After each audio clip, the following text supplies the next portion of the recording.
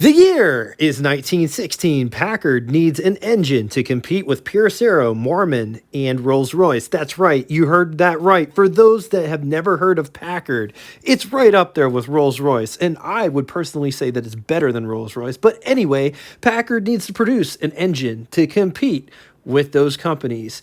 They decided to build a 12-cylinder, and it was called the Twin Six because that's essentially what it was two 6 cylinders with a crankshaft. Packard would offer the Twin Six from 1916 to 1923. They took a bit of a break, and then the second coming came in 1933 through 1939. Sorry, but I got to break from script for a second. Some of the best Packards that were ever made were made during these years. Packard didn't make a bad-looking car during 1933 to 1939. Hell, I would even push it to 42. From 1933 to 1942, Packard didn't make a bad-looking car.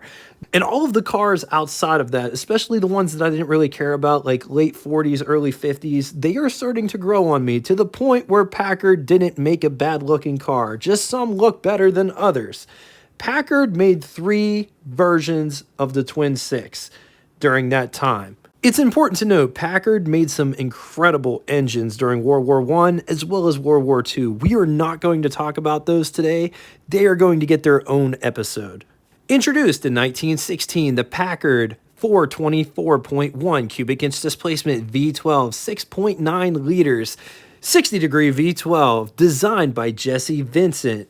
It was used from 1916 to 1923. It produced 88 horsepower, 2,600 RPM with a bore of 3 inches and a stroke of 5 inches.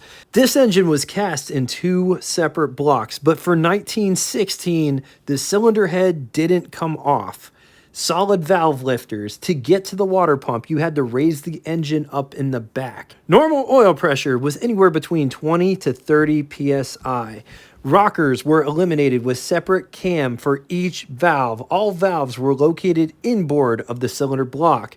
Short, light crankshaft, 3 main bearings, separate circuit breakers and distributor for each bank of cylinders, electric start and electric lights. The first year of this engine had non-detachable heads, meaning the heads in the block were all cast into one piece. I've read in theory this engine could return anywhere between 11 and 13.8 miles to the gallon. Some year-to-year changes with this engine. In 1917, removable cylinder heads became a thing. 1918 to 1919, power increased to 90 horsepower. 1920 to 1923, fuel electrolyzer was added. Packard Twin Six took a bit of a break, and it didn't come back until 1932 when Packard reintroduced the Twin Six.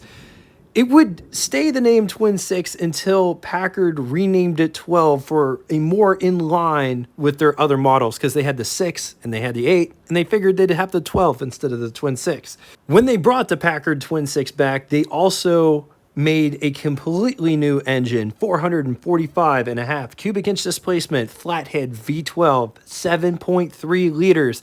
This one was 67 degrees block formation, designed by C.W. Van Rance and Tommy Milton. It was good for 160 horsepower, almost double at 3,200 RPM, 322 pound-feet of torque at 1,400 RPM, with a bore of 3 7/8 inches and a stroke of 4 inches. Compression was 6-to-1. This engine was used from 1932 to 1935. This engine used heat-treated drop-in removable steel-backed Babbitt main bearings with 14mm spark plugs, Stromberg dual downdraft carburetor, automatic choke was introduced, pistons were aluminum alloy with 4 piston rings, and 0 lash. Some year-to-year changes. 1933, redesign of the 0 lash valve mechanism, automatic choke, fast idle, dual belt drive. 1934, aluminum heads were introduced alongside the cast iron ones. Compression with the cast iron heads was 6-to-1. Aluminum heads was bumped to 6.8-to-1. 1935, the engine was stroked 4.250 inches, which increased displacement to 473.3 cubic inch displacement, flathead V12, 7.8 liters, 185 horsepower, 3,200 RPM. There was a high compression head version that made 180 horsepower at the same 3,200 RPM, 366 pound-feet of torque at 1,400 RPM with a bore of 3.4 inches and a stroke that's rounded up to 4.3 inches. Compression was 625 to 1 or 7 to 1 with the high compression aluminum heads. This engine was produced from 1935 to 1938. Some year-to-year changes. 1937, 10mm spark plugs were implemented. 1938, pressurized radiator cap. So 1939 rolls around. Packard decides to discontinue the Twin 6, or as it's known by now, the 12, and reasons why it did that was the V12 was an expensive engine to produce, and at best, the best performance that they got out of the V12 was 186 horsepower. And don't get me wrong, this engine it was never meant to be a powerhouse of an engine. It was built for smoothness, but by 1939, the straight 8 came a long way. Now it was a smooth, powerful engine. We're talking 130 horsepower in the Super 8 line, and most importantly, costs a whole lot less to produce than a V12. And they were looking around at what everybody else was doing, and Marmon and Pierce Arrow are gone at this point. Rolls-Royce is hanging on by a thread.